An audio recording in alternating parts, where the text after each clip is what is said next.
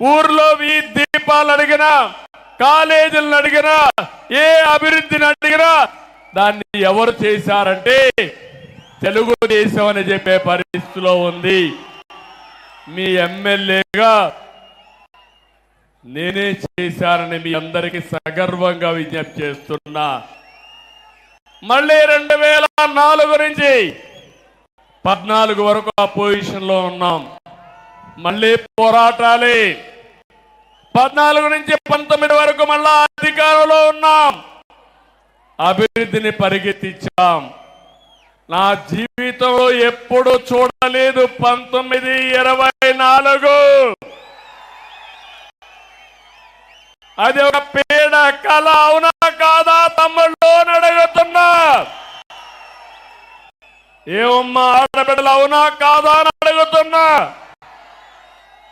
అరాచకం, అప్రజాస్వామ్యం, దౌర్జన్యాలు, రౌడీయిజం నా జోలికే వచ్చారంటే ఇక్కడ అన్నా క్యాంటీన్ పెట్టాం. ఇక్కడే అన్నా క్యాంటీన్ పెట్టి భోజనం పెట్టాలంటే ఫ్రీగా వైఎస్ఆర్ కాంగ్రెస్ నాయకులు చేసిన దౌర్జన్యాలు ఎన్నో ఒక్కసారి గుర్తుపెట్టుకోవాలి. ఎక్కడో కేజీఎఫ్ అనుకున్నాం. కేజీఎఫ్ లో బంగారం కోసం గనులు వచ్చాయి.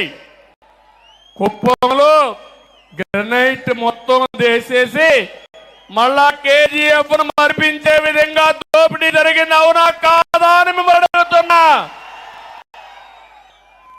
ఒక మాజీ ముఖ్యమంత్రిగా, ఒక ప్రజాప్రతినిధిగా, ఒక ఎమ్మెల్యేగా నేను అక్కడికి పోతే నాకే దిక్కు లేదు.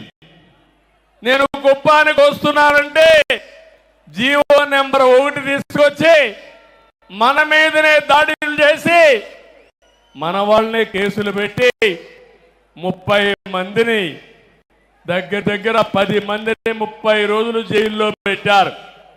ఏం తమ్ముళ్ళు మర్చిపోతానా, ఆడబిడ్డలో మర్చిపోతానా అని అడుగుతున్నా. నా జీవితంలో మొట్టమొదటిసారి జైలు కూడా పోయి మన వాళ్ళని పరామర్శించా. తర్వాత నన్ను కూడా జైల్లో పెట్టే పరిస్థితికి వచ్చారు. బాధ, ఆవేదన ఉంది. నాకు ఎవరి మీద కోపం లేదు, మీ మీద అభిమానం ఉంది. అందుకే చెప్తున్నా, కుప్పం ఒక ప్రశాంతమైన ప్రాంతం అవునా కాదా అని మిమ్మల్ని అడుగుతున్నా. మీకు ప్రశాంతత కావాలన్నా లేదా అని అడుగుతున్నా. ఈరోజు మీ తరపున ఈ యొక్క ఎన్టీఆర్ మెమోరియల్, ఎన్టీఆర్ విగ్రహం సాక్షిగా చెబుతున్నా, ఎవడైనా కుప్పంలో రౌడీజం చేశారో చేస్తారు. అదే కడపటి రోజు అవుతుంది. మీకు జాగ్రత్త. రౌడీజం గాని, గంజాయి గాని, అక్రమ వ్యాపారాలు గాని ఈ ప్రశాంతమైన పవిత్రమైన కుప్పంలో చేయడానికి వీలు లేదు. అందరూ ఏకగ్రీవంగా ఆమోదిస్తారా లేదా అని మిమ్మల్ని అడుగుతున్నా. గట్టిగా చప్పట్లు కొట్టి కూడా చెప్పండి ఆమోదిస్తామని. 5 సంవత్సరాలు నేను ఒక స్పష్టమైన అజెండాతో వచ్చాను మీ దగ్గరికి. సంక్షేమానికి పెద్దపీట వేస్తాం, అభివృద్ధి పరిగెత్తిస్తాం. దానికి నమూనాగా ఈ కుప్పం నియోజకవర్గాన్ని తయారు చేస్తారని మరొకసారి మీ అందరికీ హామీ ఇస్తున్నా. మన మున్సిపాలిటీ కుప్పం పన్నులు పెంచారు కానీ అభివృద్ధి చేశారా తమ్ముళ్ళు, ఆడబిడ్డలను అడుగుతున్నా. నేను మీ అందరికీ ఒకటి హామీ ఇస్తున్నా. ఈరోజు నేను మొన్నే చెప్పాను 100 కోట్లని, కానీ 100 కోట్లు కాదు, ఎంతైనా పర్వాలేదు. ఒక మోడల్ మున్సిపాలిటీగా ఈ కుప్పాన్ని తయారు చేస్తాం. ఔటర్ రింగ్ రోడ్ వేస్తాం, టౌన్ లేక్ అన్ని రోడ్లు వేస్తాం, అన్ని రోడ్లు సిమెంట్ రోడ్డు చేస్తాను, డ్రైనేజ్ వ్యవస్థ ఏర్పాటు చేస్తాను, జంక్షన్లు కూడా ఏర్పాటు చేసి అవసరమైతే ఒక పరిశుభ్రమైన నగరంగా కుప్పం టౌన్ ని తయారు చేసే బాధ్యత నాదని మీ అందరికీ హామీ ఇస్తున్నా. ఈ కుప్పమే కాదు, మనకు 4 మండలాలు ఉన్నాయి. 4 మండలాలను కూడా మండల కేంద్రాలను అభివృద్ధి చేస్తా. ఒక్కొక్క మండల కేంద్రానికి ఒక 10 కోట్లు తక్కువ కాకుండా ఖర్చు పెట్టి ఈ మండల కేంద్రాలను అభివృద్ధి చేసి ఆదర్శమైన టౌన్ గా చేసే బాధ్యత నాదని మీ అందరికీ హామీ ఇస్తున్నా.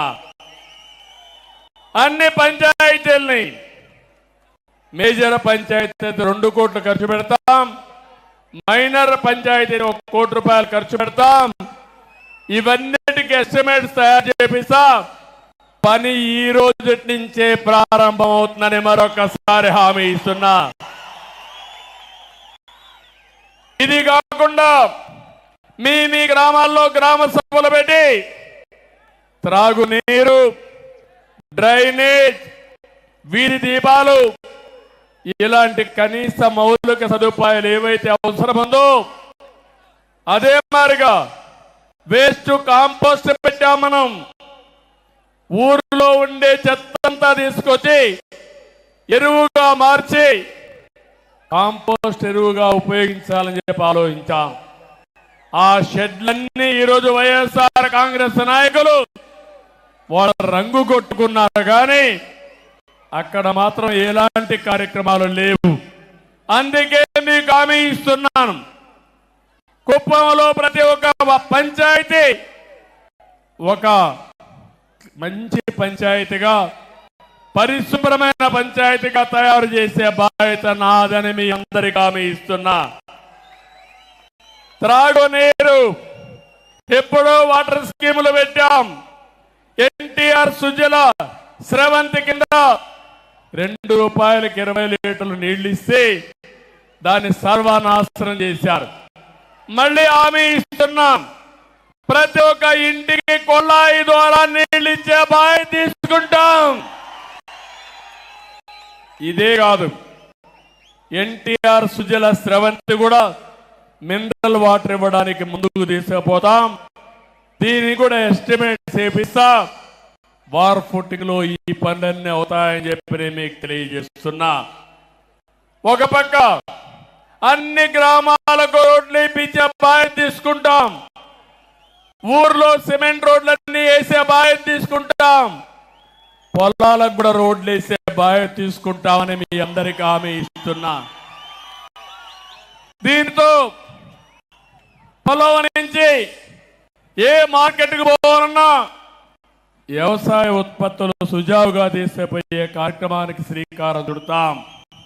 ఇప్పుడే వస్తానే పోయాను, అందరి నేవా కాలువ మన నాయకుడు ఎన్టీ రామారావు గారు ప్రారంభించారు.